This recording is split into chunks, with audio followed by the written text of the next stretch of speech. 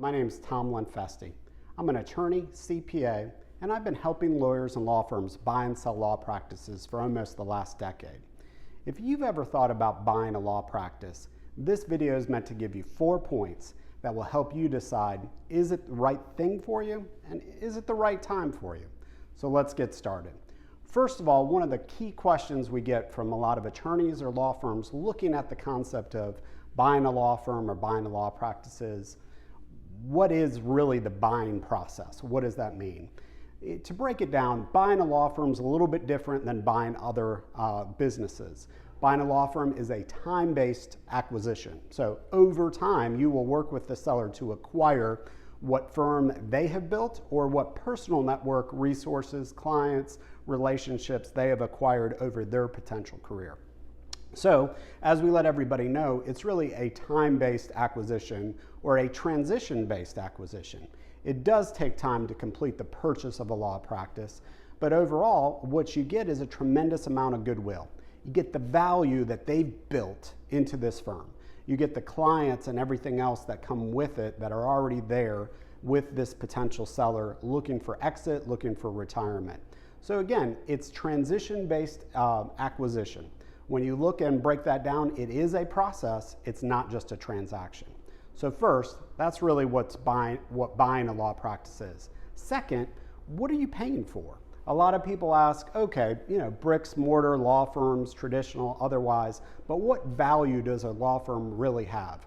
Well, I would be here to tell you that over the last decade of doing this, we've really seen a tremendous amount of value exchange from one generation to the next. And where that comes into play is what we call goodwill. It's clients, it's referral sources, it's the firm's phone number, the firm's website, it's the proven systems that have been built over time in certain practice areas. It's mentorship and knowledge that has all been bundled into this business model that is a law firm.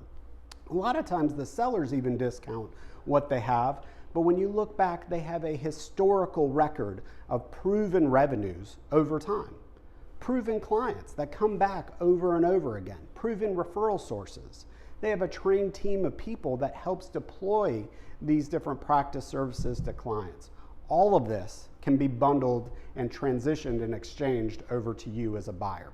So it's that consistency in revenues, it's the consistency in profits, and the overall model that has been built to deliver this to the clients, to the community, and otherwise that can be transferred, and that's the value that you would receive. Immediate revenues, immediate profitability, compared to growing naturally through your own growth, one client at a time or otherwise. You would acquire a whole bunch or a practice area or a firm all at once that's been proven, that's been tested, that has solid relationships. And then the goal is to transition those as part of the overall process. So that's 2. Number 3, how do you pay for a law firm? A lot of questions come into how payment structures work and everything else. Well, I can tell you, they're as creative as the lawyers and the law firms themselves that are in it, but three typical ways of doing that. One is bank financing. Yes, banks will loan money for the acquisition of law firms.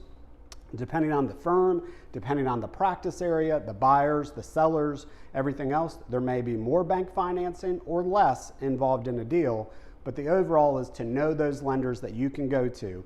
Great terms, favorable terms to basically go and seek down payment, to borrow for that acquisition price to make it part of a deal. The second component that's usually available for payment of a law practice is seller financing. It's basically the owner essentially financing part of it through a promissory note, some other structured terms, but they will act as the bank for you in that system. The third option that we see a lot is what we call performance pay. Some call it earnout. Performance pay or earnout essentially is the structure of you pay based on the success that the firm sees after closing. So let's take an example. If a law firm's doing $1 million in revenues, right, and you sell based on a certain number and you agree to pay 20% on that $1 million or whatever the revenues are, if the firm the year after closing does $1 million, you would pay the seller $200,000. The good news though is you took over $1 million book of business. You took over and were successful in transitioning it. Their payment is, of course, contingent upon that performance. Yours is a little bit of risk adverse because do the dollars actually come into that deal?